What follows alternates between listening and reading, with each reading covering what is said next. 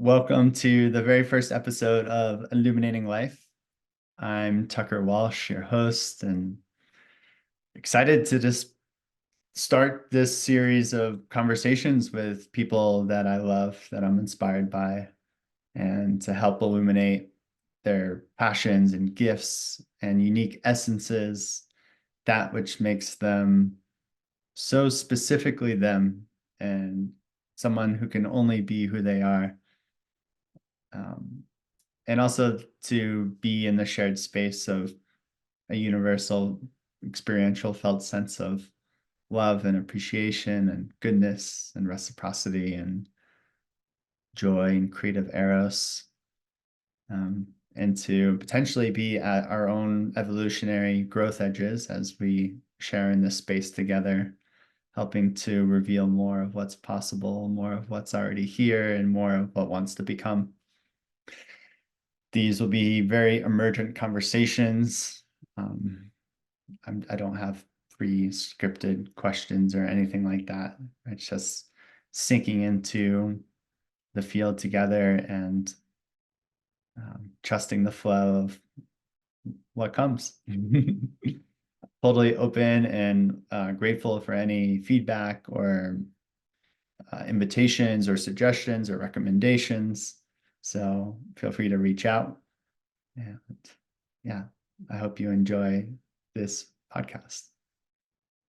Well, welcome everybody to this spontaneous recording where I am going to be talking to a dear friend and a beautiful soul, Jenn Reilly, who has her own podcast called Mystics Rising, in which this recording will likely appear. And it may also appear on one of my various podcasts, to be determined. It's we're entering into an emergent process and trusting the mystery will guide it as it always does. Jenn, I'm going to let you introduce yourself in a more thorough way, but just the way I experience you as a really cool mom.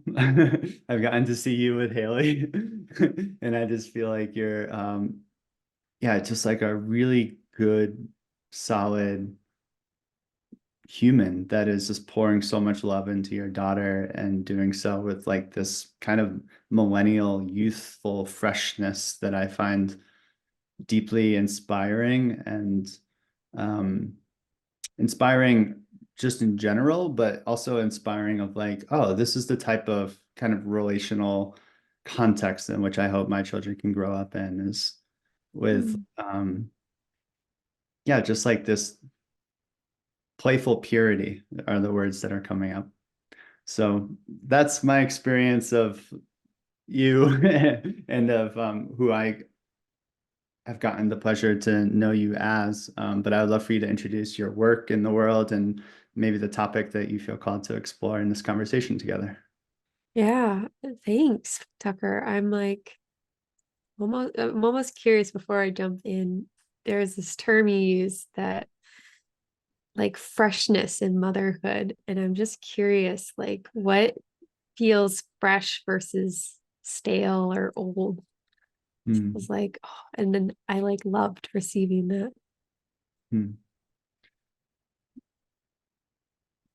There's something around what I experienced as a quality of friendship that you have with Hailey, your daughter, who is what? How old is Hailey now?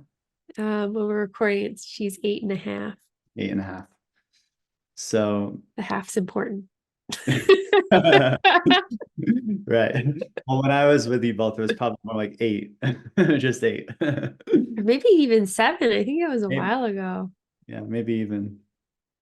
And so there's a quality of friendship, but not a friendship that, I think sometimes parents can want to become friends with their children in a way that can be unhealthy, perhaps, or a way of wanting like that reciprocity without creating the hierarchy of also holding boundaries and containment and the adult-child relationship, in addition to the like experiential felt sense of there being a friendship or a deep bond. And I experienced you as holding both.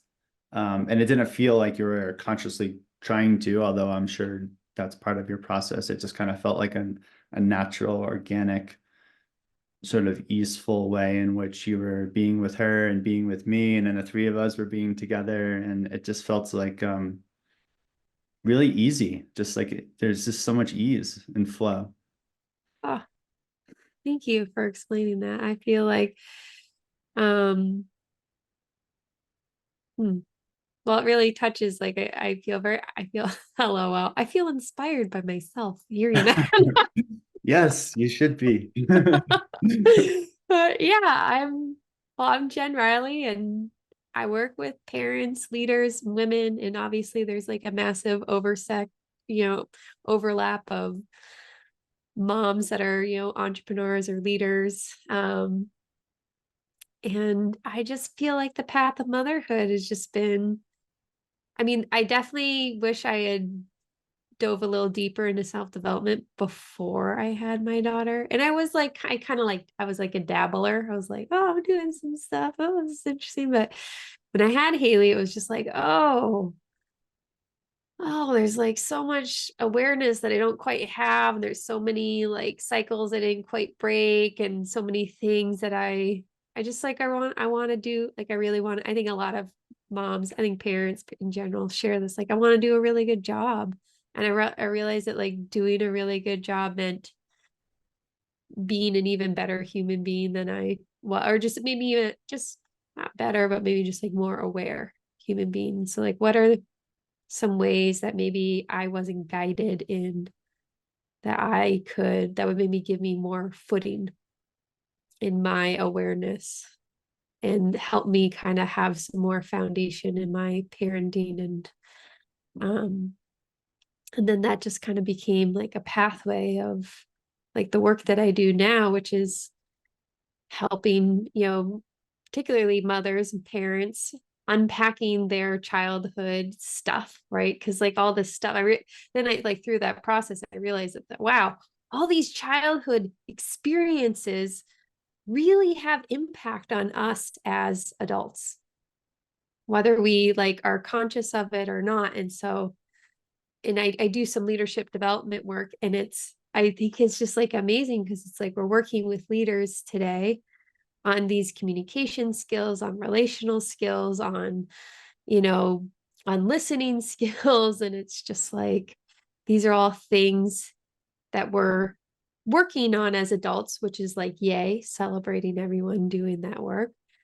And I always practice everything with my daughter, and she like it lands, and she's like, wow, yeah, I can, yeah, like we listen so other people feel heard and understood. And I'm like, yeah, but but it's like, what if we raise kids like that? Well, what does it take to raise a child in wholeness? And that's kind of the premise of the work that I do, raising wholeness. And raising wholeness starts in ourselves. So it starts with like reparenting all the little parts in ourselves that really didn't get maybe that full love, which I want to normalize. I feel like sometimes that comes up and it's like, oh, like I have to reparent all these parts because I wasn't loved properly. But it's like not about that, right? We're all human. Our parents are human. Like we're all perfectly imperfect. That is like in my philosophy, that like to be human is to make mistakes. To be human is to be imperfect. It is to learn. And like when you have perfected the human experience, like then maybe you like turn into like stardust and light or something, and you like become one with with the oneness. Not that we're not one with the oneness anyways. Oh yeah. Cool. That's beautiful.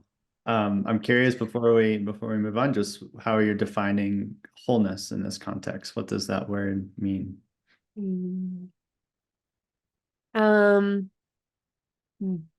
There are like layers to this. There's like the awareness of my wholeness, which is just like my capacity of presence. Can I really, because I've found that it's like, can I really be with both the light and the shadow? Can I really be present to the things that I like about myself and that I don't like about myself? and really feel into like the full complexity of the moment. And also wholeness is kind of like the container of ourselves, or like it is ourselves, right? And like all the parts of our that are complexity that's existing within ourselves. And so there's like this journey of wholeness that is continuously expanding my capacity to be with all the parts of myself, internal and external. So there's like internal, external wholeness. And there's a lot of ways to like slice and dice and look at that. I feel like wholeness a lot of times is like a prism, right? It's like, or like our being is a prism for the wholeness, and like light gets shown through, and there's like all these different shades, right, in the rainbow. Because like I feel like you can look at the whole, like the wholeness of my conscious evolution, like my conscious continuum, right? So like how I'm going through stages of vertical development or integral development for people that are aware of stages of development. There's also the yin and yang of energy that lives in me. And then that's another way of looking at wholeness, of like, okay, so these are two halves, and how do these fit in me? And what's my more preferred balance of yin and yang? Yeah, there's a lot of different ways that we can look at wholeness. And all of it, I feel like, comes down to shadow work and breathing more fully into our experience. How would you define wholeness? Actually, I was going to ask you how you would describe it to Hailey if she was to ask, or how she asked in the past. She asks a lot of really good questions. Hailey asked me in this moment, I just feel like I'd be like, well, it's wholeness is all of us. And being really aware of what's happening in us. And the more aware I can be of what's happening in me, the more I can love the different parts in me. And the more I love the different parts in me, the more I can love the different parts in you. That's a question she'll ask me sometimes. Like, do you love yourself more, or do you love me more? Do you love me more? I'm always like, to be honest, I can't really love you actually any more than I can love myself. I think that's like, you'll hear a lot of parents, I think, say like, oh, I love my kids so much, more, I love everyone more than myself, or that martyr complex that lives in so much of so many people. But, and it has lived in me too, but I'm pretty aware that like the more I learn to love myself, the more I increase my capacity to love, period, and to know myself as love. And so, yeah, that's like, it's kind of why this like wholeness journey is like so important to parenting, I feel like, because the more I reparent these parts of me with love, the more I get the embodiment of love.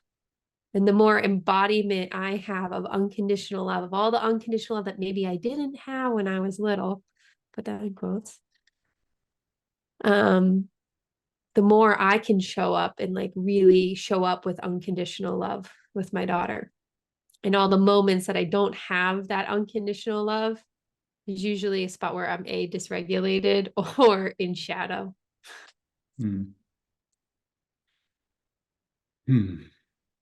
Yeah, I'm sort of seeing three things happening simultaneously. One is sort of the awareness that is aware of the other two things that are playing out essentially. And then the other two things, the second thing is just like evolutionary journey of coming into greater and greater wholeness. And I kind of, for some reason, a stock market line is showing up for me visually. It's not normally a metaphor that arises, but it kind of has like this, there's ebbs and flows or ups and downs, but if you zoom out over the long course of time, it generally has like an upward trajectory. And it may be if like a life circumstance happens, like a divorce or a death or something, where there could be a big crash, a big shadow crash or a trauma crash. But generally, there's sort of like a greater levels of awareness over greater spans of time that come online.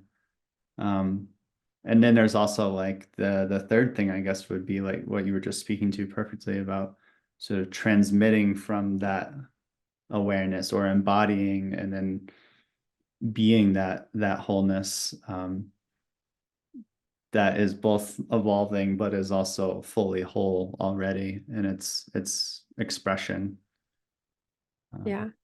Yeah. I love that because it's like, are we ever not whole? No, like we are whole. There's like a gift in the intimacy that we get in getting to know ourselves, to get to know more of that wholeness and being with more of that wholeness. And there's just like more, just I don't know, more experience, Mm-hmm. more sensation, more satiation. And so what I'm curious about is when you're working with moms, and I think you work with fathers as well, or all sorts of parents. Mhm. I imagine that, like many people today, the life can seem really full and really busy and really chaotic and stressful, and like just getting through the day is already a small miracle. Um, and it seems like for many that the world might be moving faster than it's ever been moving before, and change is happening in ways that feel, um, like it feels like the future is more unpredictable than ever before as well.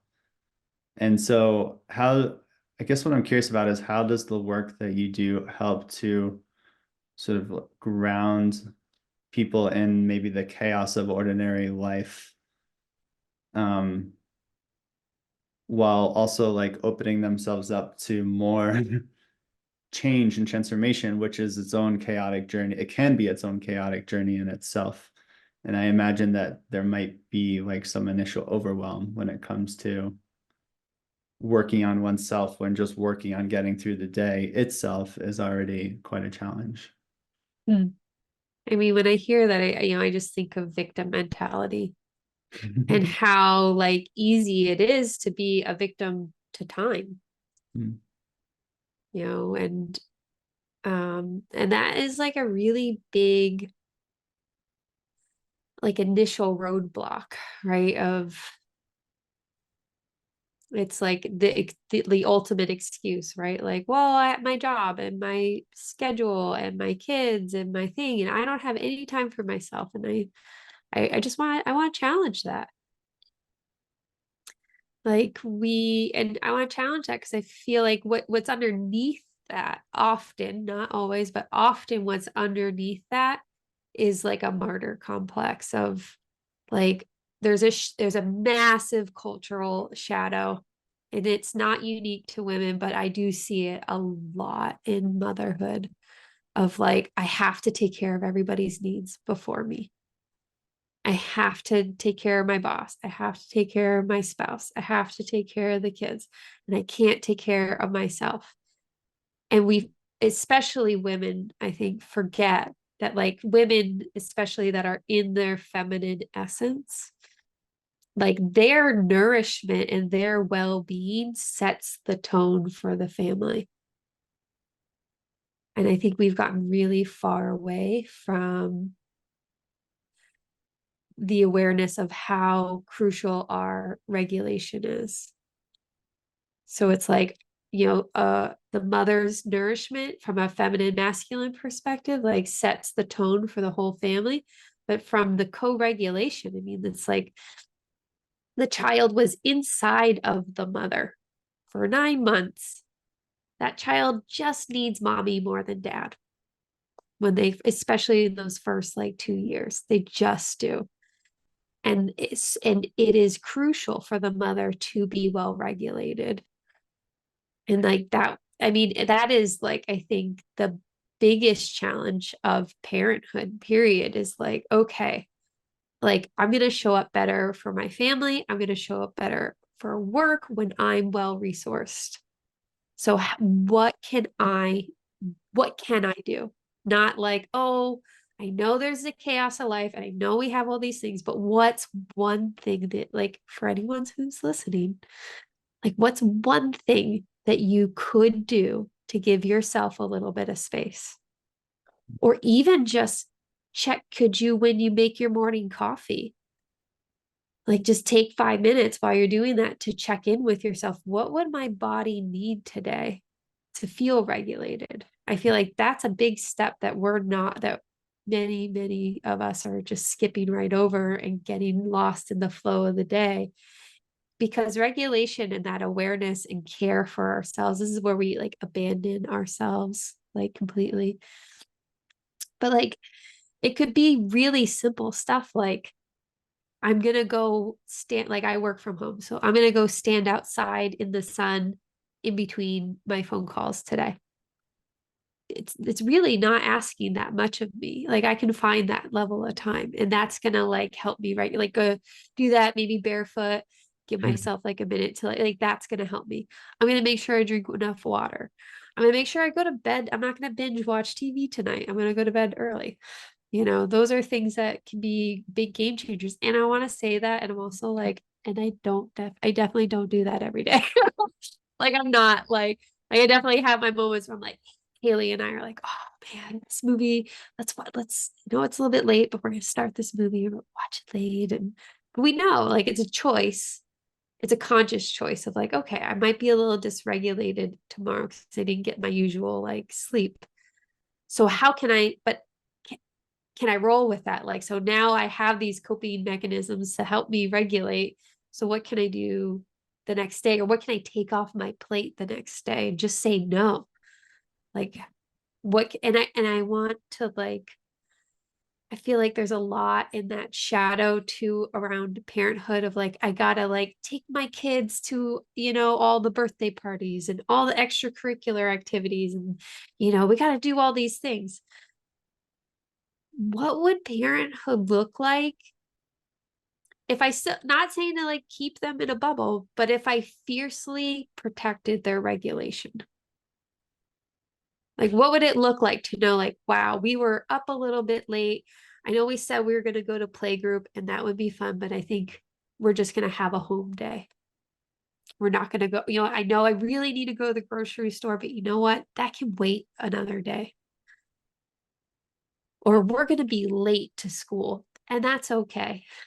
I'm going to get on that naughty list with the teacher because my kid's 5 minutes late to circle time. Been that mom.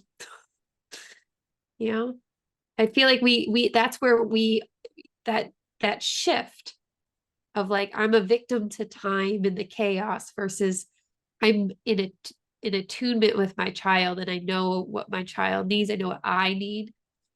And I'm gonna just shift things because these are non-negotiables for me sometimes.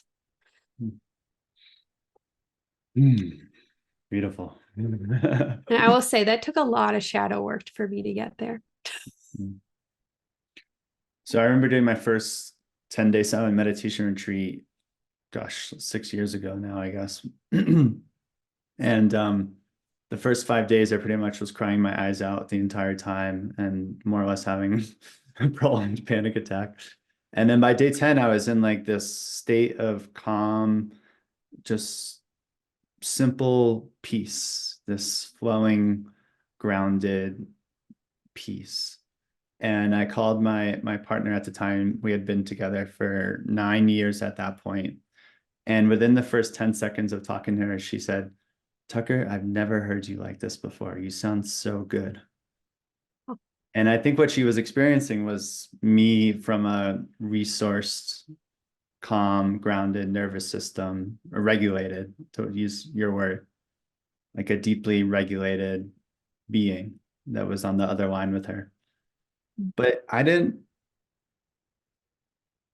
now that's my normal state, I guess. But at that time, I thought that was like a special meditative state that people, need to like work really hard to get into or something like that. I didn't realize that that Right. was just actually baseline or, and I had realized that, wow, like for many years prior to that, my baseline was a consistently dysregulated state.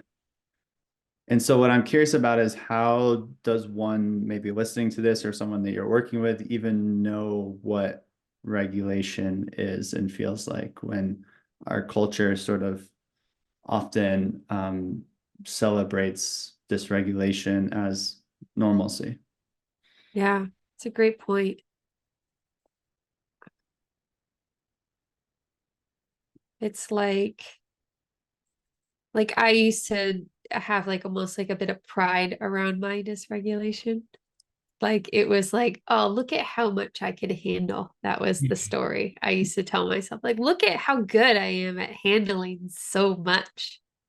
I can handle so much. And I found myself kind of constantly living on the edge of that dysregulation, like on the threshold of, oh, I'm like almost dysregulated, but not totally dysregulated. So like I could kind of keep pushing it until I'd just like have those moments where I'd snap or have like a meltdown or just like really tired.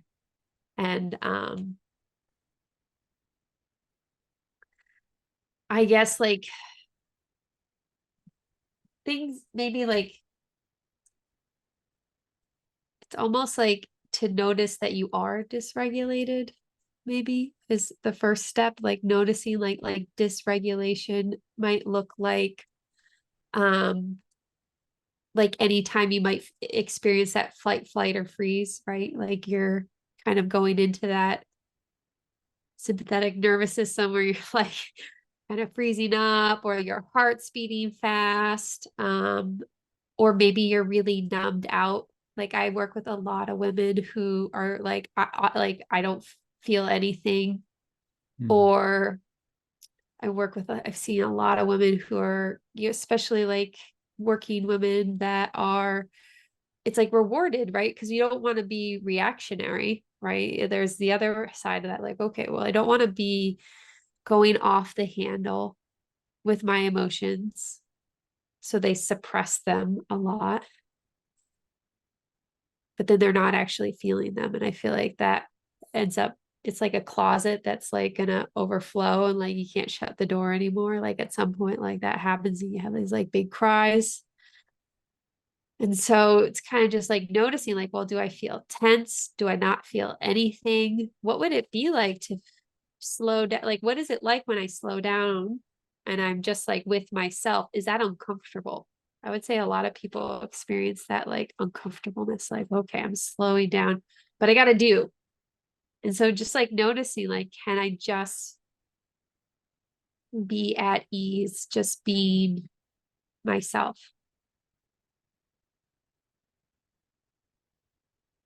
And it's a journey. Because I feel like it's not, I mean, there are like lots of like, right, polyvagal theory.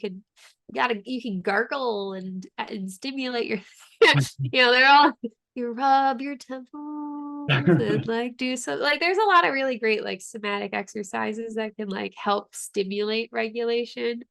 Mhm. I mean, borderline regulation, or borderline baseline regulations like our sleep, our food, right? If we're malnourished, stress in our life. It's like sleep, moving our body, exercising, food, and stress. It's like those are like the main pillars that like can disrupt our regulation. And then the other part that is, I would say, it's less concrete to manage is like our emotions. Because like when we get triggered or when we're triggered, like that can really put us into a dysregulated state. And so having a skill set to like help manage and process that can be really helpful in coming back into regulation and Mm. just getting to know ourselves. It's like really getting to know yourself. Like maybe it's like running my hands in cold water is something that like really kind of brings me back to myself. Everybody's different and every moment's different too. So there's like a whole bunch. But I guess just in general, it's just starting to notice. I think my biggest, yeah, if you're like looking to do one thing to start to bring your body and awareness into like a more regulated state, just checking in. Just like checking in with me and maybe doing like a quick body scan, like what's going on in me. I think the step one is just building that connection back to ourselves. And if you're a parent, that connection with ourself is going to be the foundation of the skill of building attunement with the child. Mm-hmm. Yeah, and I'd imagine that if a child is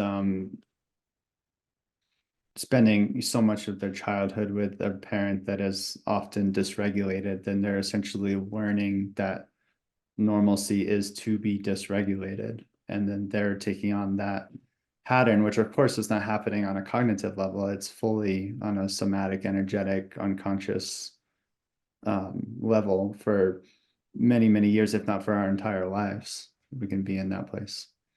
Yeah. I mean, I think that, yes, like the child is, their whole nervous system is very plastic and it's formulating and growing until they're in their mid-20s. And through that stage, while their nervous system is forming, they require co-regulation to self-soothe, especially up to like 7 or 8. It's like the most plastic. And then again, when they go through puberty, there's another like massive rewiring that's happening in the system. And so, they need us to learn the self-soothing, to learn regulation. And yeah, if they're that's where it's like, we can't like just tell them to do stuff different than us. We really need to embody the change that you want to see in the world. I feel like that's corny, but I feel like that saying just like continues to like deepen in its truth because they are co-regulating with us all the time and their nervous system is getting literally like imprinted with our nervous system. So even if we don't say something, our body language, our nervous system is communicating with them and telling them, letting them know, teaching them, oh, this is how we react. When we get a phone call from someone we don't like, or, or when someone cuts us off in traffic, this is how we respond. It just becomes automatic. Yeah. I'm having these funny memories of my dad when we'd all be at the dinner table as a kid. And then this is back when we had landlines and we would get, spam calls. And my dad would be, we're in the middle of dinner, stop fucking. It was hilarious. I was like, a part of me was like, yeah, you tell him. Oh my goodness. But, when you were sharing, I was just reflecting on so much of the modern paradigm or the modern culture is sort of around achieving some semblance of a material success. So going to a good school and getting good grades and getting a good paycheck and having things that you love and being able to travel um and I just feel like that's such a beautiful way for kids and humans to feel nourished by life. And it potentially is placing more emphasis on sort of the quote unquote exterior realm in the material realm when so much of life is also in the energetic and the emotional and the psychosomatic and yeah, it seems like there's more and more awareness of how we are co-creating each other. And of course, that starts in the family system through these you could call them non-material ways. Some of them are deeply embodied, but not necessarily, they're not necessarily represented by things that you can point to or see or touch necessarily, but also they can include all of those things. So just reflecting, I guess, with a sense of gratitude for you and the work that you're doing and helping to bring those deeper levels of awareness back into the family systems. And when they're in the family systems, especially from when it's meeting the children at a young age, I feel like that will just create healthy soil for that to continue to blossom for infinite generations potentially. Yeah. Yeah, I feel like that's another part of like my work that I got really, really deep into is like childhood development. Because it's amazing how much we forget what it's like to be a kid, especially when you were a kid that wasn't raised with that developmental knowledge. We're projecting a lot of our later stage experience onto our kids and the biggest comes, I think, with expectations of like what kids should or shouldn't be able or what they should remember. Like, I told you this yesterday. How do you not remember? Well, a child that's like 5 years old doesn't have a lot of episodic memory. That's memory of the past, so they're still building that. So, like, consistency is helpful. It's just like, I find there's so much more grace in parenting when it's like, oh, right, I'm supposed to repeat myself all the time. Yeah, I'm going to repeat this boundary again and again and again and again because that's what they need. And it's just like, instead of getting all this like frustrated because it's triggering probably a wound around, I don't feel heard. Mhm. It's not your 3 or 4 year old not hearing you. It's really just that they don't have episodic memory developed yet. That's Mhm. something that's formulating Mhm. as they go. And so what if it's a 16 or 17-year-old that's not hearing the mom, and then maybe they're the parent, and the parent's then saying, yeah, but they're not 3, they're 16 and they're still not listening to me. Yeah. Well, I mean, all this stuff grows up. I mean, I feel like that's a tricky question because there can be so many different factors that are coming in there. It could be something that like that has grown up from that toddler experience. There's a lot now with like teenagers, right? With like ADHD and neurodiversity. In a lot of areas, that can be delayed executive functioning, like delayed from not getting enough space, maybe not living in a stress-free environment enough, so there's all kinds of stuff that can be happening in that age. And there can also just be, shadow from the parent. Like a lot, I've experienced this exact one. Like, where Hailey's telling me, Mom, I just feel like you're not listening to me. Hmm. And I'm like, huh, she said that like 4 times this week. Like, so now I kind of pick up on patterns because I'm like, and I just stay curious. I'm like, okay, Hailey's said the same thing to me like 4 times this week that I'm not listening to her. There's usually some kind of context to it, like when she's showing me something new or whatever. When I dive deep into my childhood experience, like, yeah, like maybe my mom never gave me the time of day when I tried to show her to, something cool that I was working on. That's not necessarily, I don't want to, that's a hypothetical, but like, there's a lot of that shadow, like that's a wound that lives in me. Or I definitely like one that I think is like so ingrained in my nervous system. And I think it's ingrained in a lot of moms. It's like, if you don't rage clean every now and then, like, are you even a mom? I think that's a good name. But like, I have that. Like, my mom would get really stressed out when guests are coming over because she cares so much about like what people think. And even though I like cognitively know it and I'm aware, I still get that like tension in my body when someone's coming over the house of like, oh, I gotta like clean and make sure it looks good. And, that all like goes through my system. And so, if the child's not listening, they're a teenager, whatever age that they are, I think it's just to check in first. Well, and because all relationships we're co-creating, so it's like, where could I be more responsible for this? Am I saying like a lot, like saying it in passing? Like, I've done that one a lot where I'm like, Hailey, or like Hailey's asking me something, but I'm kind of like busy cooking dinner, and so I'm not really giving her my full attention. And then I say something, and then she, there were like things happen, but I'm not creating like clarity and a boundary and giving her attention so that we can have like that kind of connection in that moment, you know, or am I projecting the wound of my childhood of not being heard? And so there's just kind of like what's actually happening here and how am I co-creating this? Yeah.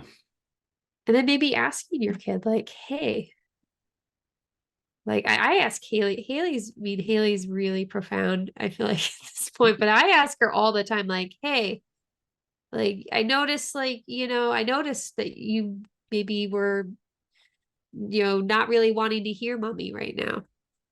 What's up with that? I think something that's been a saving grace in parenting for me is assuming positive intention. Mhm. Like if she's not listening, like there's usually a reason that she's not listening. And she's been flat out like, oh yeah, mom, I'm not listening because you were really angry earlier and I didn't want to listen to you because now I'm angry at you, and I'm like, okay, like Mhm. let's talk about that versus like perpetuating it. Mhm.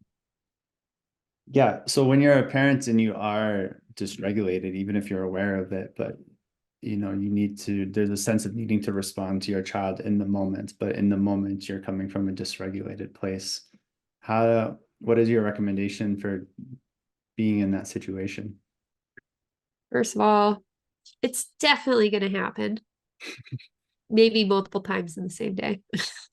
But it happens, and it's just I think one of my go-tos if I'm aware of it fast enough, um, is like I put myself on a timeout. Mommy needs a timeout. She's like, well, I need to talk to you right now. I am not available to talk to you. Like I'm really angry. I'm really angry, and I need to like go be with my anger or go be with my sadness or go be with my frustration or whatever is going on. I'm like, I definitely take a mommy timeout. On the other side of that, when I haven't caught myself and gone on timeout, I repair. Like, hey, I realized that like because there's always truth in the anger. So like I was angry about something that needs to be talked about, maybe a boundary that I needed to communicate better. But just to let her know, like, hey, I mean that we're all human. Like, hey, that's not how I want to treat you, and that's not how I want to show up. So I'm really sorry. And I promise, like we always try to do like we call them real apologies when we actually make a promise of like, okay, well, what's the behavior that I can change for next time? Mhm. Yeah. So I was watching this movie the other day called Somewhere in Queens with Ray Romano. Have you heard of it? No, but I saw you post about it. Oh yeah. Yeah, I thought it was really great. And in a way, it was really showing a different paradigm from I feel like what you're sharing about. So maybe this is like more of conscious parenting or parenting coming from, a place of wholeness. And in a way, somewhere in Queens was very comically exemplifying the kind of just like, let's just argue it out in this moment and let's just take 30 seconds and be like, you piece of shit, you're such an idiot, and just slam the door and walk away. And then the tension resolves and then we can come back and love each other. And it's just like being in the crazy chaos of family drama, but almost doing it in a performative way to kind of move the energy. And there's like this really deep, solid foundational connection of love that was between all the characters that where you can feel like, of course they're going to come back together. And of course they love each other deeply, but they're just kind of like expressing the family sort of the movie sort of making a satirical reference to the Italian New Yorker family culture and stuff like this. So yeah, but I'm just curious about that approach maybe, which um yeah, I can see in some of my own family structures, like between my dad's family and my mom's family, and just the way that they deal with conflict and the way that they deal with speaking from or to the passion or anger or aliveness that they're feeling versus kind of like holding it in or repressing it or Mm. yeah. Mm. It makes me think of the holidays. Yeah. But I've had like, I don't know, it's taken me a long time to get to this place. Like for me, conflict was really scary, right? Like that kind of like outburst, like as a kid growing up in that environment, it was really scary. It was like, I guess maybe, but I didn't always see the coming together part. Hmm. It felt like that scariness and like, oh, I could be abandoned. So I feel like there's like, and there's a space of like, what can, like when we talk about wholeness and presence, like what does my nervous system have available right now to be with? Like, can I be with you in your like adult tantrum? Hmm. Maybe I can, maybe I can't. But I've had some pretty profound moments with my parents where they've had some outbursts. And I was in a state where I was like, oh, I can be with them in this and actually ask questions, like not get fearful and be like, okay, well, what's underneath that? Because there's always truth under that.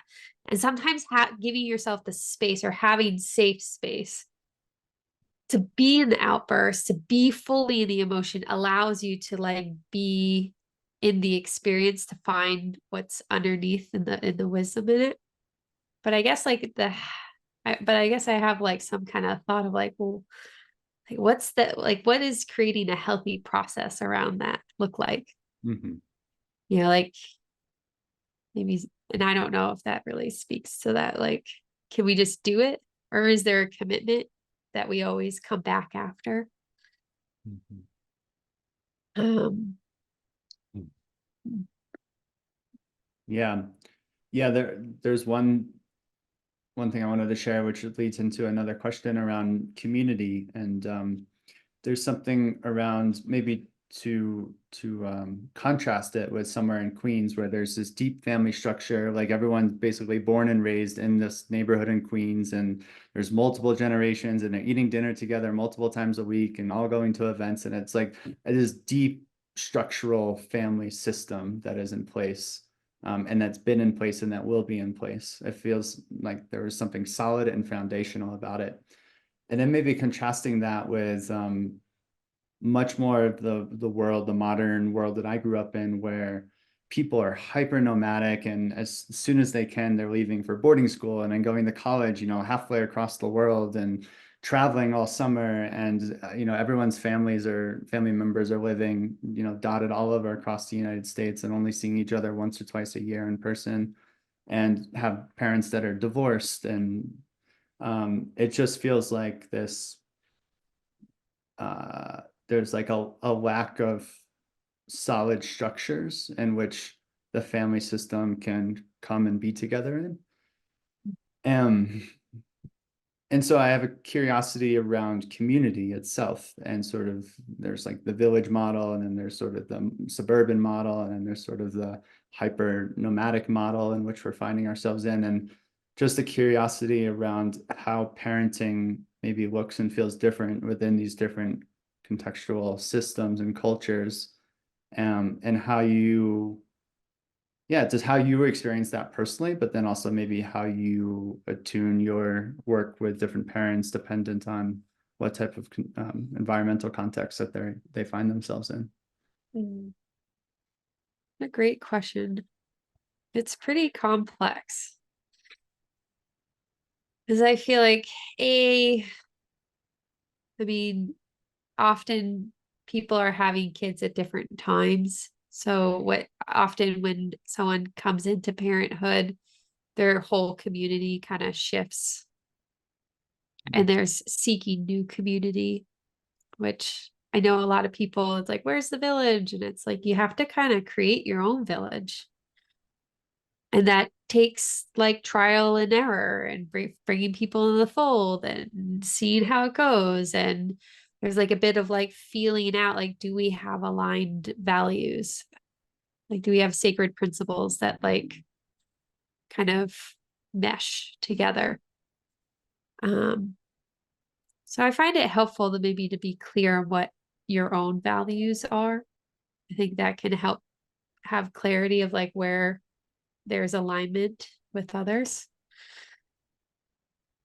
Because I do find in my own experience with parenting, and I homeschool Hailey at this time. and we've kind of been like trying to do some alternative school options, and we've done Acton and, forest schools, and, even in these alternative spaces, where I do find more parents that share those like-minded values with me.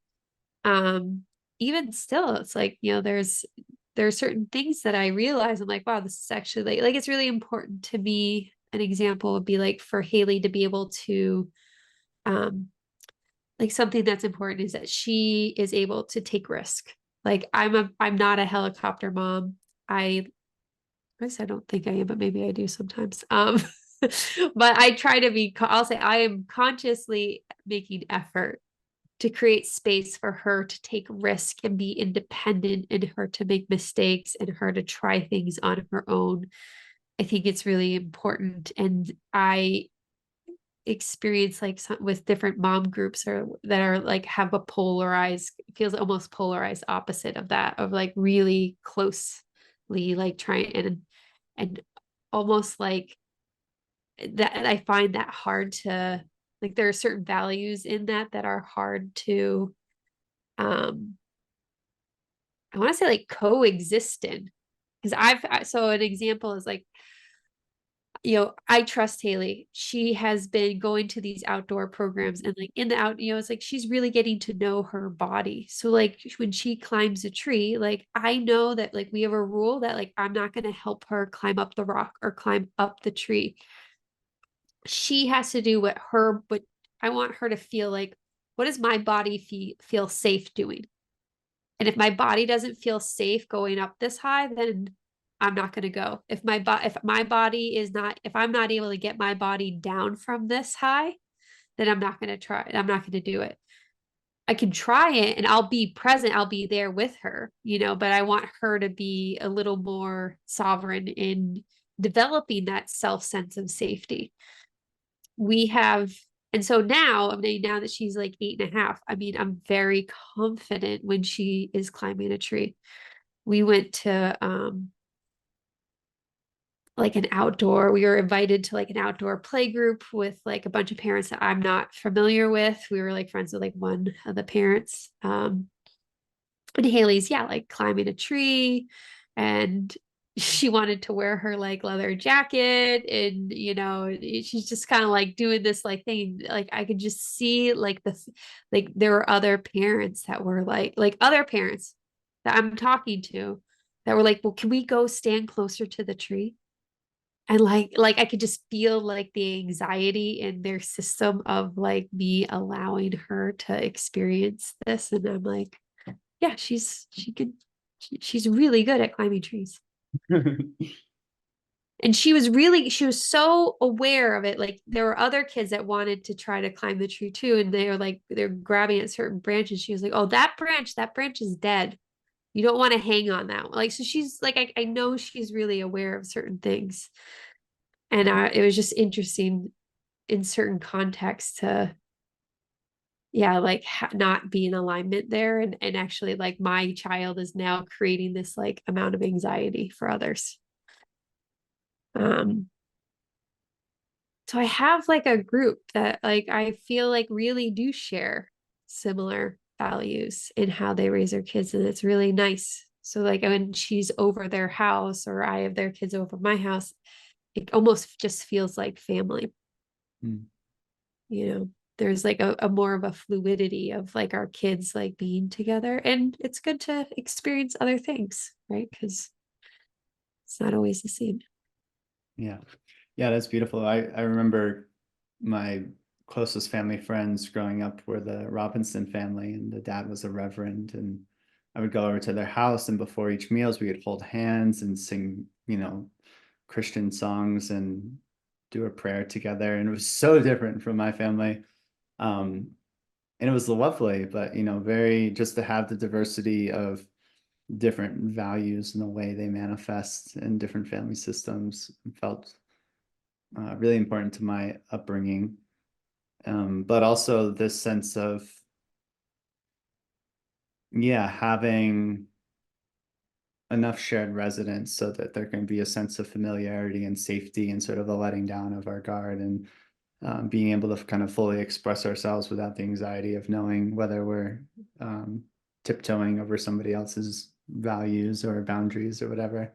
So I could see how both of those contexts would be really important for a child's development, and ultimately for Like, the whole family to experience as well. Like one of the gifts that my parents, I think the greatest gift they ever gave me, beyond my birth itself, was traveling to so many different remote parts of the world and mm, going to these off the beaten path places where I was exposed to very, very, very different cultures from my own at a very young age, and for a very consistent number of years throughout my childhood, which continued into my adult life. And yeah, it feels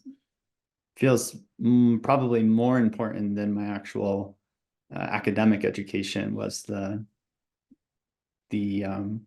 worldview education I got through experiencing all these different types of ways of being human on the planet. mm, mm. I love that. I'm like, I mean, we go on lots of adventures, but I'm like, I want to travel more with Hailey. That's next. Yeah. Yeah, it's really beautiful. I do feel like there is such a heightened, almost like pressure and contraction around academics and comparing academics and getting kids to read so early. And there's not enough of that, like, just space to just allow them to be creative and to like, I think there's a study that um, where they define genius as applying creativity to solutions Mm. and to problem solving. And like, kids that are like five, like it's like 85% of 5-year-olds are geniuses. Hmm. And then like by the time they get to high school, it's like only like 10% or something really small, like are geniuses Okay. still. And it's like, so how are we giving kids that space to think out of the box? And I think literally physically getting kids outside of the box and traveling is definitely one way to experience and keep that creativity going. I think that's been one of my, uh, um, like I'll say, nervousness around public school, and like, oh, like I want her to have that. But now she's at an age where she's like, I would like to try school next year. And I'm like, okay. So we'll see. But yeah, there's wanting to preserve that Mm. creativity and spark. It's So funny, it makes me go ahead. no, go ahead. I was thinking of like kind of tying it into like that other conversation in community. Like she has one friend who, like, they invite Hailey over and they're like, because she thinks outside the box so much, and they're like, oh, like we like love her be like, because their daughter is just not like that. Like she likes to, like, follow the directions and do the good things. So they're like, yeah, we like having Hailey over. She really, really thinks outside the box. It's really good for our kid. And I'm like, oh, good. That's great. Yeah. Yeah. Yeah.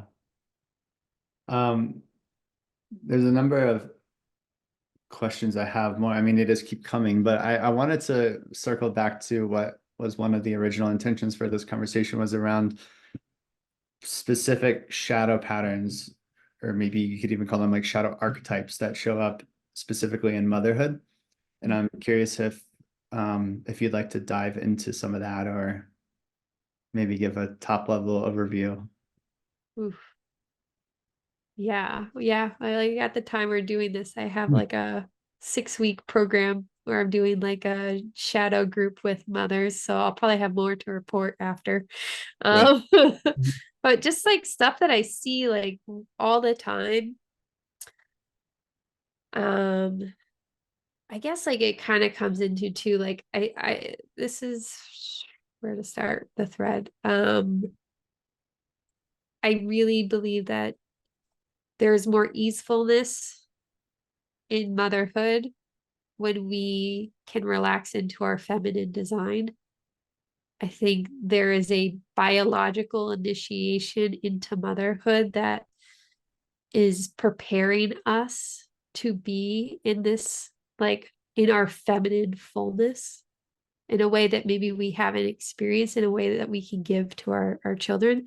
And that actually is built on earlier stages of development that have not been fully matured. So a lot of women are not able to, or have a lot, I'll say a lot of shadow that I see is around all the areas where we're actually in resistance to our own feminine design. And that makes me like so sad. And I've definitely done so much work around this and I keep seeing it. So rest.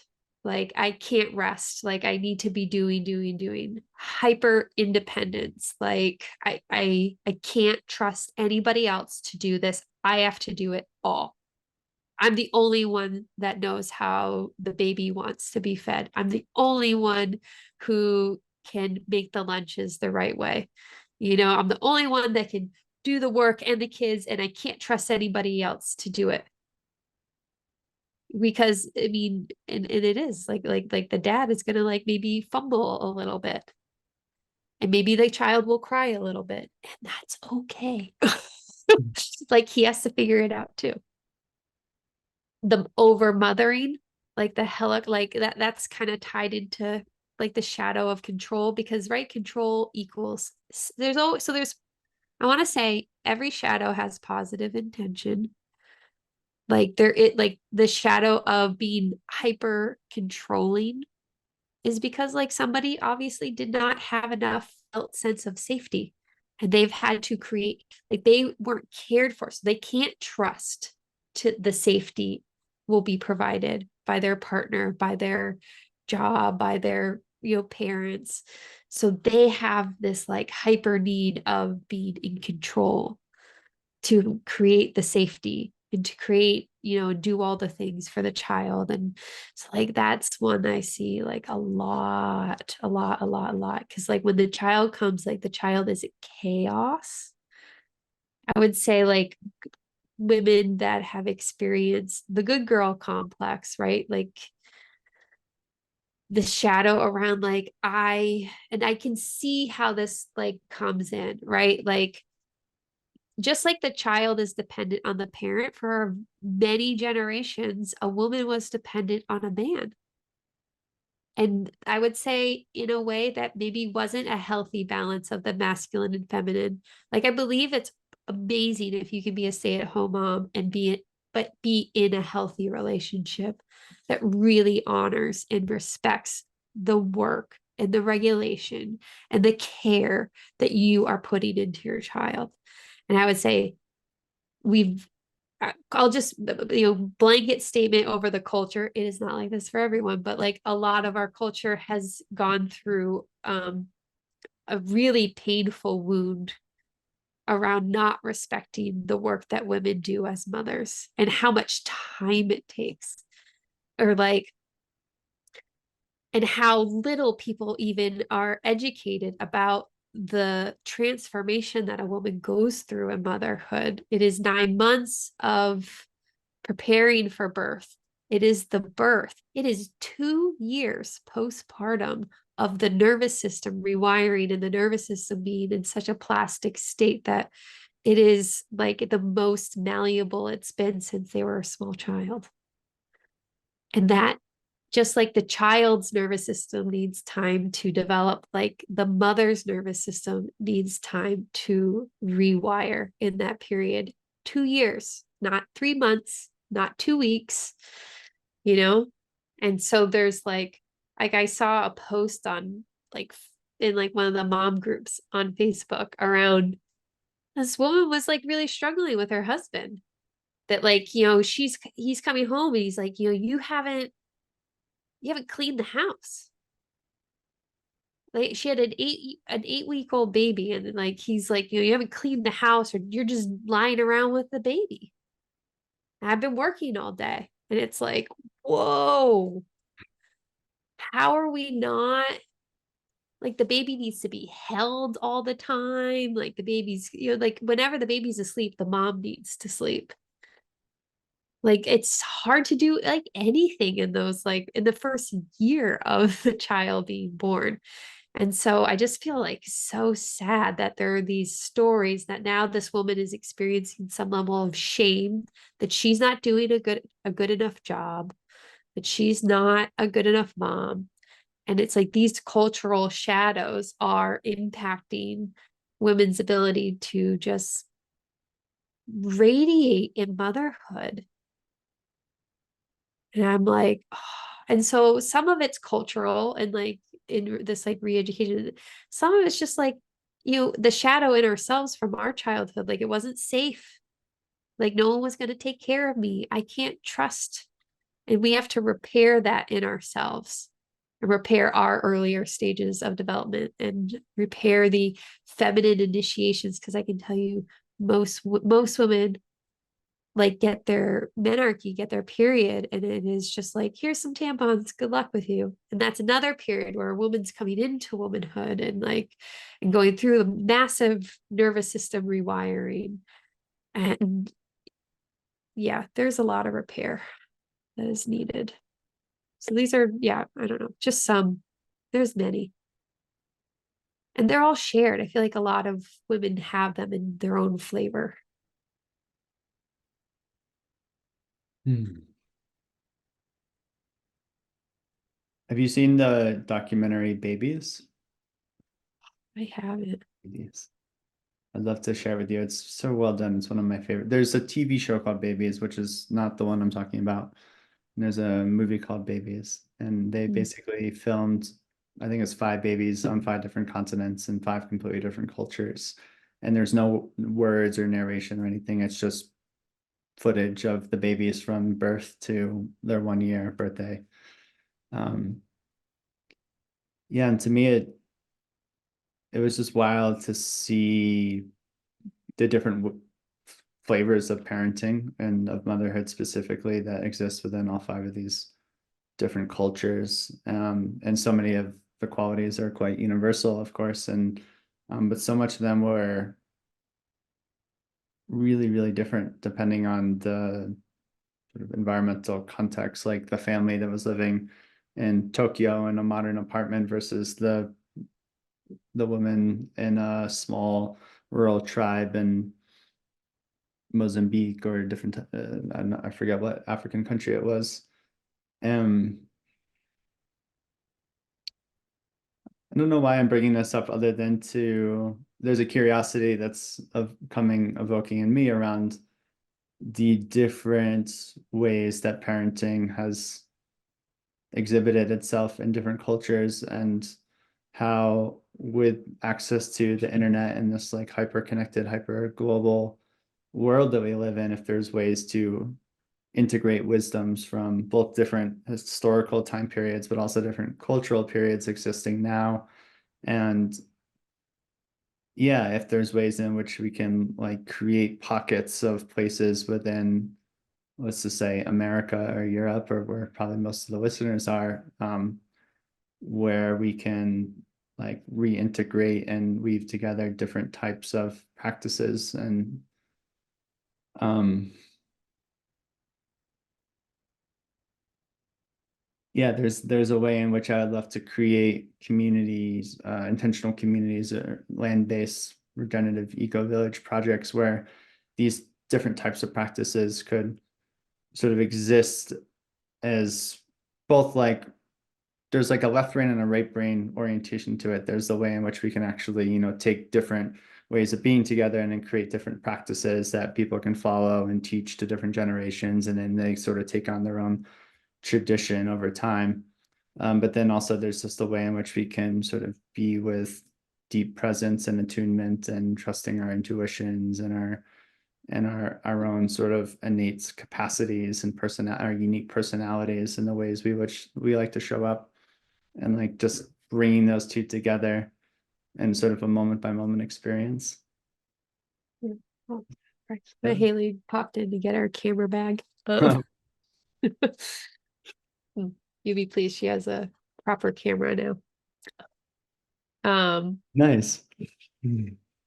I got a camera So, when I was 13. It changed my life. yeah, I thought of that because I know you do the film, and Yeah, Hailey's so excited to learn this now.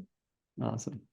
But sorry to derail from your question. It makes me think of, so like one of my good girlfriends just had a baby like a year ago, and her husband, his family is from India, and they have like all this like deep cultural belief around like the mother does not touch anything in those like first couple of months. They Mm. all like kind of move in, they show up, they cook all the food, she's not allowed in the kitchen. And I was just like, oh, like I'm so glad that I got to witness like my friend like experiencing that level of care Mm. in those moments, and like the honoring and like how important it is to like let her rest, and that was like normalized, because I would say in America that's very rare. It's like Mm. maybe people kind of pop in, and actually most parents I know kind of have like the I want to go into isolation in this like time, like like nobody come in, I don't want to deal, mostly because they don't want to like deal with the people not being maybe as self-aware or as helpful. That like I think I'll say a lot of millennial parents have this feeling of like I have to take care of my parents, and I don't have space to do that when I have my child, or at least in those like early moments. So I'm like, oh, it would be really nice. I'm like, I have no idea where that starts. I know that there are some like birthing cottages. There are like doulas that do a lot of this work where they kind of like move in with the family and are that extra support system. So I see it in like little glimpses.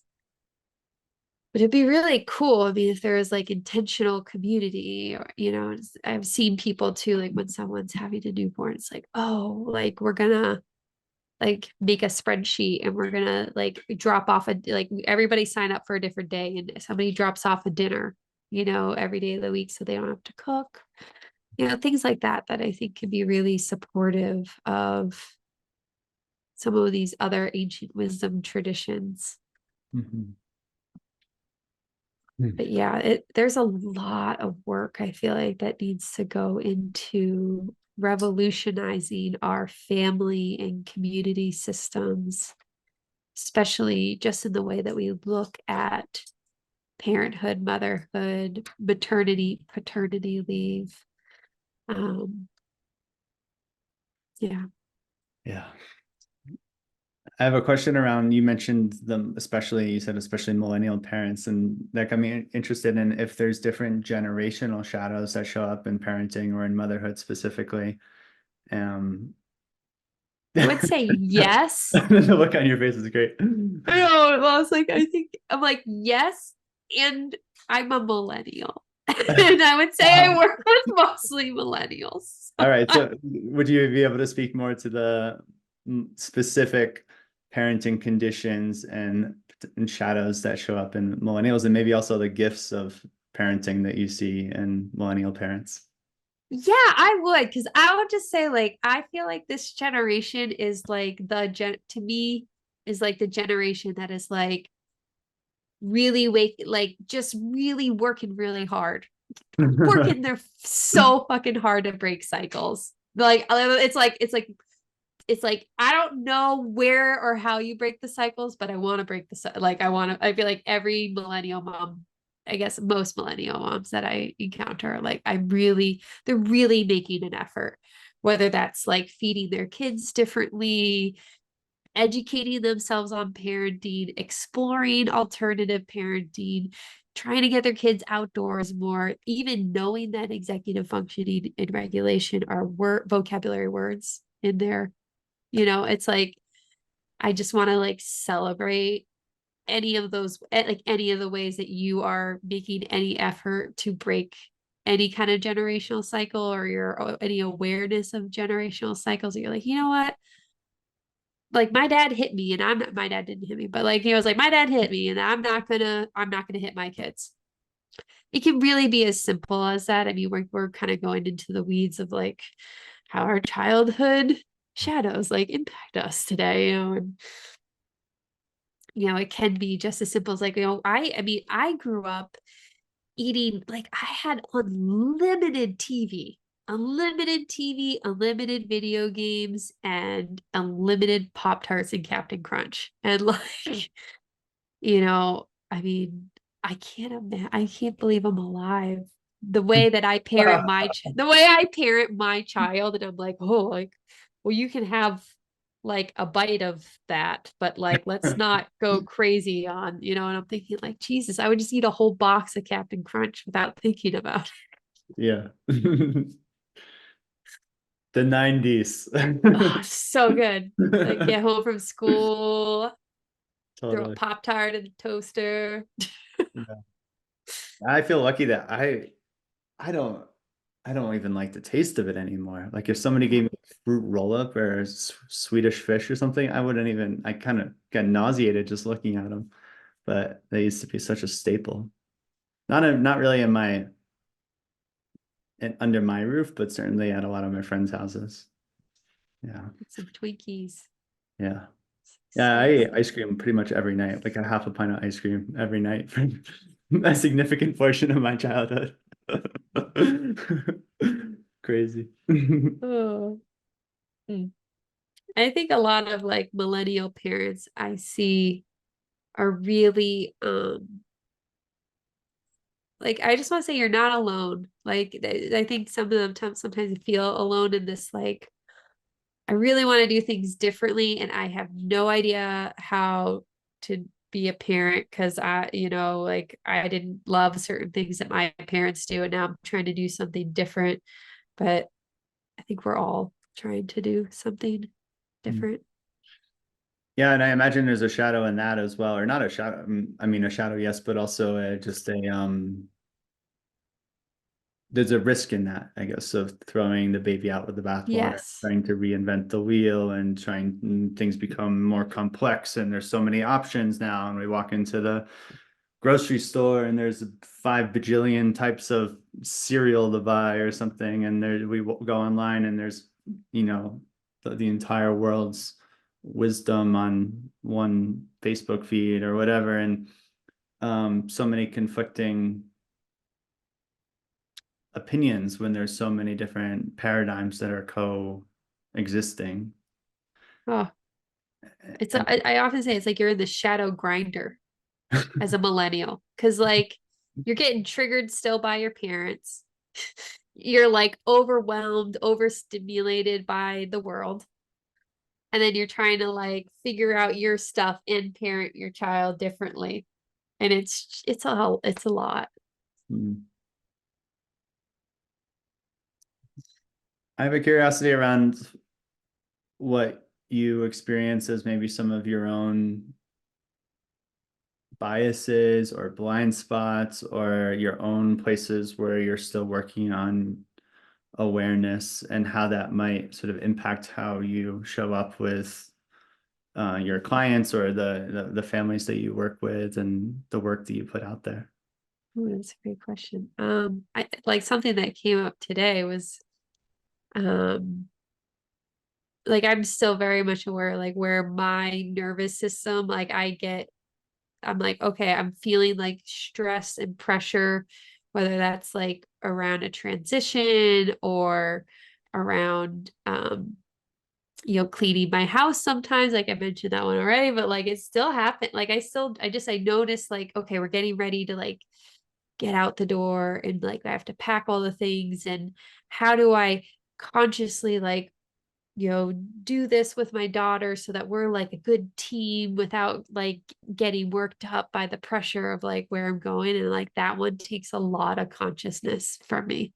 And I have to like really like bring it to my awareness. Like we're taking down all the Christmas stuff and we're packing and like, organizing all this stuff. And I'm just like, okay, like the house is a bit like of a mess. And I'm like, and she's like running around with like Nerf guns and like pew, pew, pew, pew, pew. And then she like trips on something and I'm like, oh my gosh. And I'm like, and then she gets really, she's like, oh, don't get mad. Mm. And I'm like, oh, I'm not gonna get mad. It was an accident. You made an accident. The house is a mess. It's my fault. I'm the parent. I'm the adult. So like that one, yeah, just like constantly like bringing that awareness of like, okay, I obviously have gotten worked up enough with Hailey that she gets like cued and she's like afraid of me getting mad at her, and that crushes me. I'm like, oh. And there's totally the part of me that's like, man, you never saw Nana get mad. Like, if I don't get mad at you, like Nana got mad at me, you Mhm. know, and I don't want that for her or myself, you know, but it's like that's one that, and how does that impact my, I try to be really transparent. Like when I work with clients, like I always start with a check-in and be really honest and vulnerable about like what I'm working through in my life. I feel like I want to make it really clear, like I get dysregulated daily sometimes. It like to me, I always say like parenting life. I mean, I could say parenting, but it's really life is a practice. Like some days we hit the yoga mat and we are, oh, I say use this metaphor a lot. We're like on it. We're like hit the yoga mat. And we like nailed the dancer pose. And the next day we get on and we're like, I just want to lie down in child's pose and like not move. And I think it's like parenting's a lot like that, where it's like some day, like I have days where I'm really tired. I let my kid watch TV because I'm like, I need to take a nap. And it's like we're constantly like juggling like the priorities, like what's worse, watching a little too much TV, but then I get a nap and I'm re-energized, or I'm gonna go work I'm getting triggered, so I'm gonna go cry in the shower while I do like some internal shadow work. I'm really angry. Like I try to be really honest with both Hailey and my clients actually. So I'm really honest with her too. Like, hey, I'm really angry. I'm gonna go punch the couch and like journal for a little bit. And she's like, oh, okay. You know, okay. Or mommy's really disassociated and I'm experiencing a freeze state. So I'm gonna face plant the ground on my yoga mat. Just like allow myself to be. She's like, Mommy, what are you doing? I'm like, it's a new meditation. I'm face planting the ground right now. I'll be with you. I'll be with you in a minute. 5 more minutes of face planting the ground. That's hilarious. Yeah, I have one or two more questions. Do you have another couple minutes? sure. Okay. So I'm curious on that last point, something that I've experienced in different collectives or communities. And of course, a family system can become one of those or is one of those collectives, is when there's, especially maybe at first when people are really getting into self-awareness and development and healing, and then it's like it becomes your whole world. And I've noticed this in romantic partnerships in the past with me, where it's like every little micro tension becomes like this whole big thing that we need to like investigate and then become aware of and then like consciously communicate about. And it's like all of life grinds to a halt so that we can be with our imperfection, essentially. Um, and so I'm just curious how you navigate that with parents, where you're like bringing parents into greater awareness of all of this stuff, but then of course that can go too far and then become its own sort of pathology. Mm. I love that. It's like I laugh too because it's like to be with our imperfection, to step into perfection, right? It's like that's like I'm just gonna be with this imperfection so I can perfect myself right now. I'll be right back. Let me go. I'll be right back. Perfect this. Got it. Check, check. Uh it's That's true. I definitely did that. Like when I first got into shadow work, I was like on the shadow hunt. Like, oh, it smells like some shadow over there. I gotta get my journal out, get to the bottom of this one. You know, no one talked to me for 3 days. I gotta get to the bottom of this core wound right now. You know, Totally.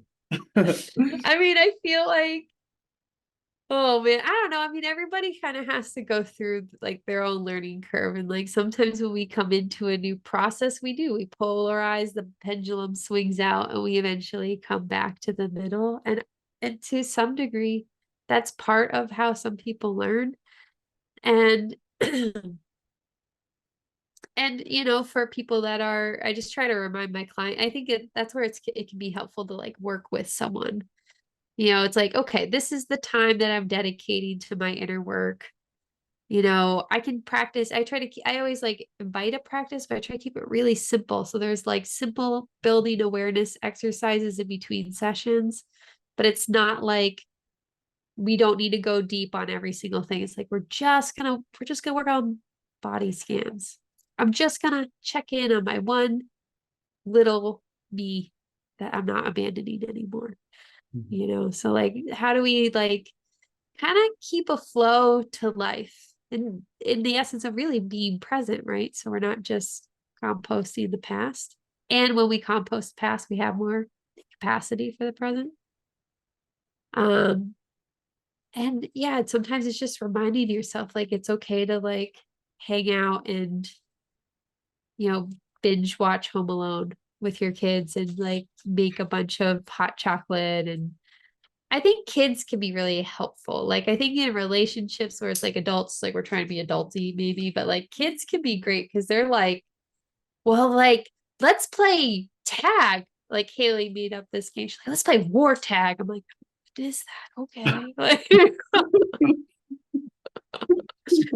oh, that sounds complicated. Okay, I'm in. Like, or it can be so just like allowing yourself. And I think it's just knowing yourself. Like, where is this something like, can I put this on the shelf and deal with this after bedtime?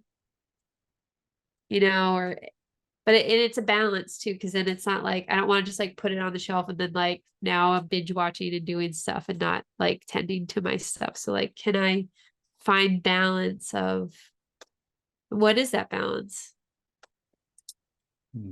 Yeah, well said. I imagine there's also a tendency, there can be a shadow tendency to, the balance between being transparent and communicating with your child about what is going on for you. And then there's also dumping and being Yes. sharing stuff that you should maybe share with your therapist and not your 12-year-old child or whatever, or sharing stuff that's best for an adult friend to hold space for, not a child that has their own full plate of life to be with. I'm just curious how parents, especially I would imagine millennial parents are navigating this, of like entering into these new paradigms of parenting and of new forms of conscious communication, but then knowing what's right for my child and what's right for my child at different ages, at different developmental levels. Ooh, this is I love this topic so much because emotionally dumping's not great. I definitely grew up in emotional dumping zone. It took me a long time to actually realize that's what was happening. Um, First and foremost, it's like be well resourced. Like I think having a therapist, a coach, a mom group, a mom friend who is going to be with you in a way that's helping you evolve, not necessarily just going to like commiserate with and like perpetuate victimhood mentality. Like who's going to like help pull you forward, like having resources that you can, maybe your mom is awesome at that, and that's awesome. That would be amazing. So like who are like where can you go to like unpack, because there is a need to kind of emotionally dump to, but like where's the proper or like the available container for that dumping? Maybe it's your journal. Like sometimes just having a journal and just like the word vomit into. If you're like a more feminine essence being, like maybe that's moving it through your body by listening to like really sad, sappy music, or like there's also like emotional like dumping that can be processed through the body. but like having the resources, because obviously there's a need. And then, there's a developmentally appropriate is it can be tricky. And something that's been really helpful for me is waiting for questions Mm. and providing simple answers and waiting to see if she asks for more. And I'll give a context where that was like really helpful, is like navigating my divorce. Hailey was quite young. She was like 3.5. And so what, when we were going through some of those like tricky spots, and even still, like as her awareness grows, like she can see deeper levels and she has questions, but I just wait until she has a question. Like, hey, mommy, what's going on? You're really sad, and provide like a simple solution. Like, really sad. Mommy's going through something right now. And I just need to be with my sadness. Often she'll just be like, well, I can be with you in your sadness if you like, you know, but sometimes she not off, but she might not ask, well, why are you sad? And now that she's a little older, maybe she does. And she's like, well, why is your heart sad? I'm like, oh, well, to give a little more truth and see if that's satisfying. I worked with a therapist when I went through that, and she just had this like great advice around that the child's not ready to hear more until they ask. So it's kind of like developmentally, I don't know what's always appropriate, but it's kind of like their capacity, because they might, even though they might be developmentally ready for something, they might not be ready for something, or we might be projecting what that developmental stage is for them. Um, and and if you notice that you're emotionally dumping, just apologize. Like, hey, I noticed I was doing something, and how was that for you? Oh, that was kind of a lot for me, Mom. You okay? Oh, I don't know if that's a good. It's yeah, trial and error. Yeah. Yeah, I'm resonating with everything you shared, and also remembering moments in my childhood when I felt like I wanted to know more but was too afraid to ask. I think this is particularly when I was maybe older, like a teenager, and I was feeling kind of introverted and shy and um yeah, maybe like had questions around my parents' divorce or something like that. But kind of repressed my curiosity because I had my own parts that were feeling scared. And so I wonder if there's a way in which parents, can also attune to when that might be coming up Mm. for the child and then be more proactive and sharing or inviting in sharing even. Yeah. I mean, it's like I think it's kind of full circle. 'Cause like I was like it's like with regulation, how do I check out? I check in with myself, right? So like the more we check in with ourselves, the more we build that skill to check in with others, and checking in with our kids can be really powerful. Like even if you notice like, wow, I think Hailey's like really angry. Just check in. Hey, are you really angry?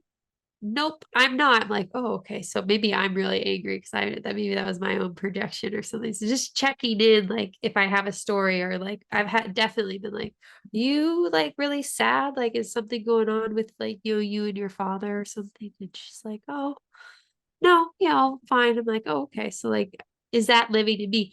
Or am I creating, just creating space?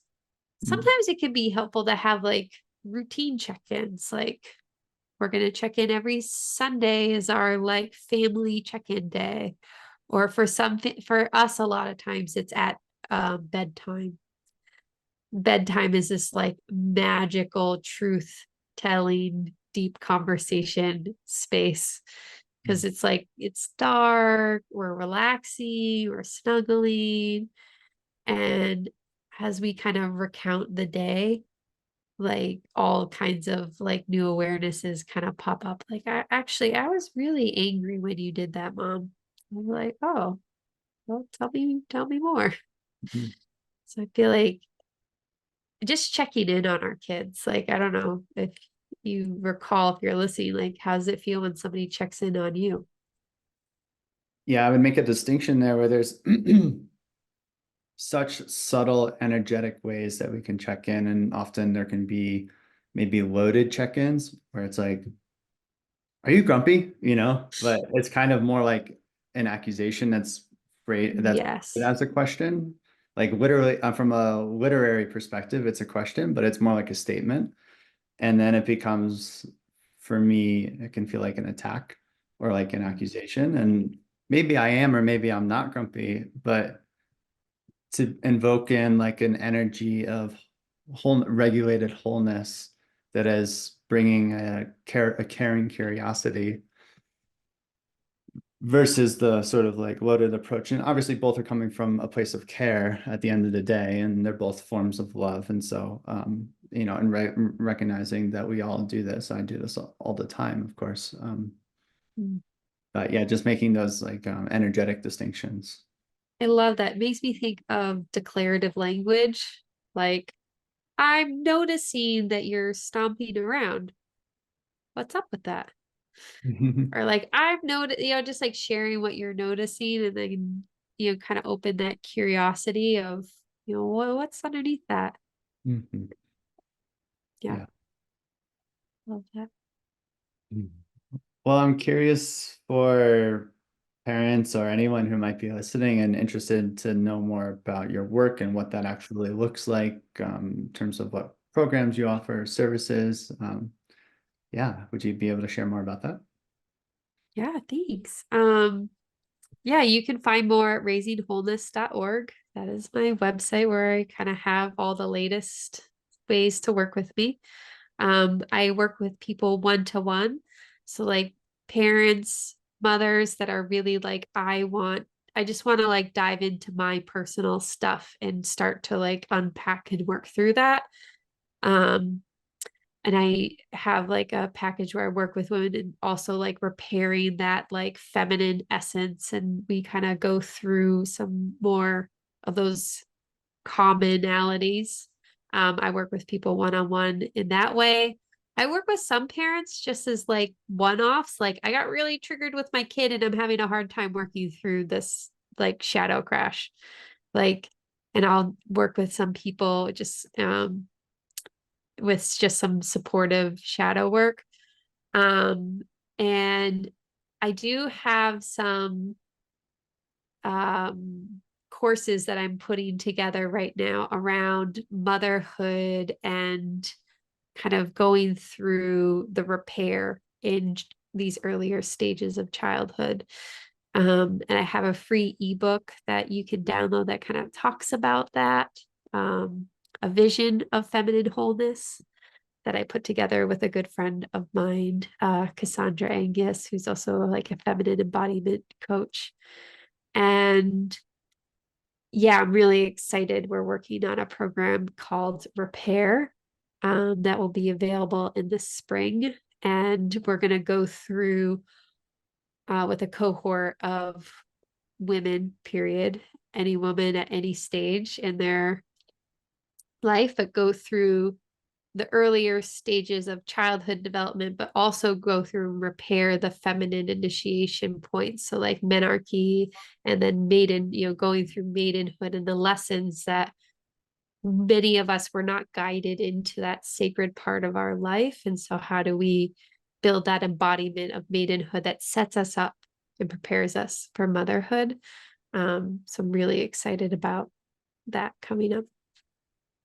That's great. Those are Can you just briefly share more about what maidenhood is? I don't think that's a word that's used too frequently, at least not in my social circles.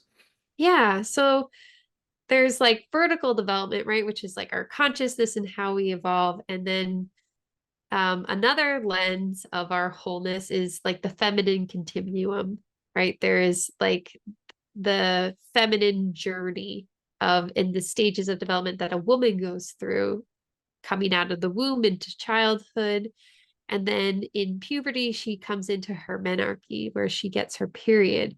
And this is like like, so each feminine stage of development goes through a massive rewiring of the nervous system. And the same will happen again at motherhood and then again at menopause. And maidenhood is the period of time between our menarche and our motherhood. And it's this whole journey where, like, as a child, you're being cared for and you're learning about yourself and the world, but like in a way that you're not necessarily responsible for yourself, you're being cared for.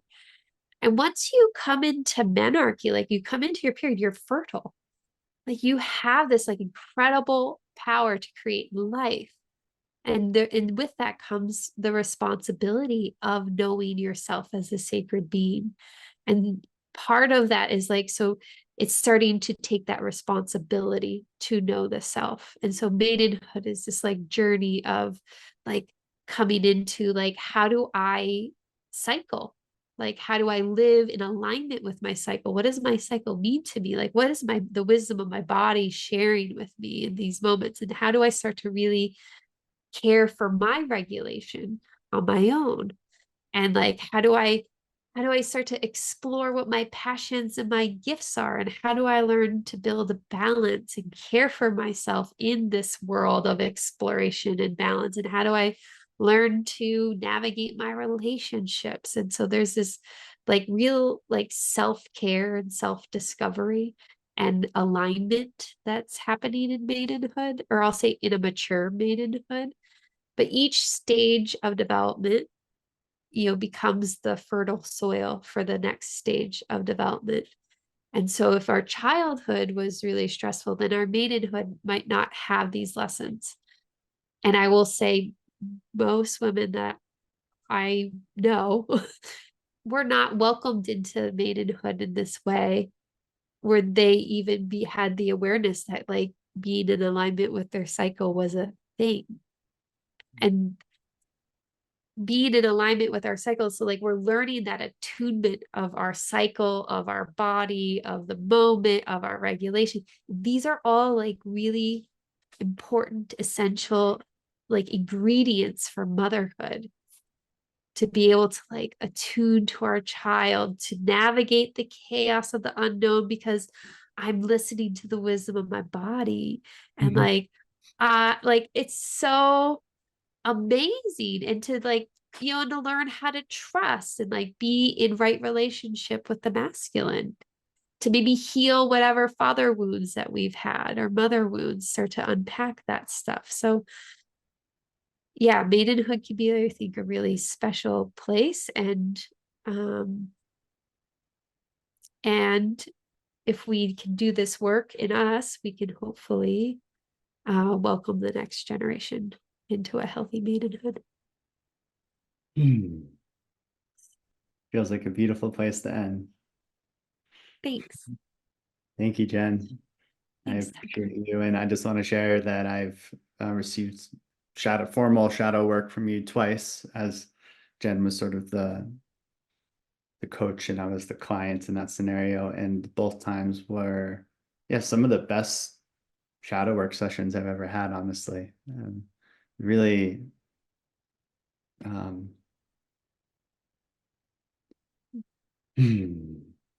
yeah, I don't know what to say other than I would give my highest recommendation to you and the work that you do. And I'm just grateful you exist. I'm grateful you're a friend in my life and that we've had this podcast that we can now share with others. So thank you so much. You, Tucker. That was really sweet to receive. I'm like letting that one sink in. Thank you so much. Thanks, Tucker. Hi, Hailey. Oh. You want to say hi? Do you enjoy Christmas? I did. Yeah. What was your favorite part? My favorite part is the present opening. No, the cookie making. Wait, no, the cookie eating. Oh, Oh, what type of cookies? I think there were sugar cookies. Yeah, they were sugar cookies with sprinkles and frosting and all of that kind of stuff. I like the jelly ones. Ooh, you like the jelly ones? Jelly cookies. You like stick your thumb in them and then you put a little jelly in the middle. Oh yeah. Nice. Did you leave any cookies for Santa? Yeah. Did he eat them? Yeah. That's Just a good. couple sprinkles left. Yeah. Same. I think that's like a thing that he does is he just leaves sprinkles in all these different houses. He doesn't tend to clean up his crumbs, I've noticed. I guess he's busy, so he doesn't have a lot of time to, clean up after all of his cookies. Bye. Mwah. Bye. Bye, Haley. Happy New Year. Hi, Tucker. Happy New Year.